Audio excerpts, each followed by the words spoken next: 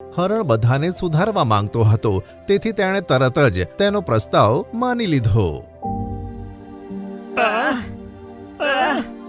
હે ભગવાન! બીજી સવારે હરણે જોયું કે વરુ અને શિયાળ બંને જમીન પર પડેલા ખરાબ રીતે તડપતા હતા. અરે, તમને બંનેને શું થયું? રાત્રે પેટમાં થોડું થોડું દુખાતું હતું, પણ સવાર પડતા તો વધી ગયું. પણ હવે એટલું જોરથી દુખાય છે કે સહન નથી થતું. તમે લોકોએ રાત્રે શું ખાધું હતું?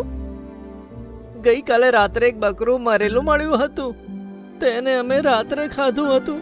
પછી અમે સવારે ખાધું અને હવે બપોરે પણ ખાધું. હે ભગવાન! જે બકરું પહેલાથી જ સડેલું હતું, તમે તેને મૂકીને 3 ટાઈમ વધારે સડાવીને ખાધું.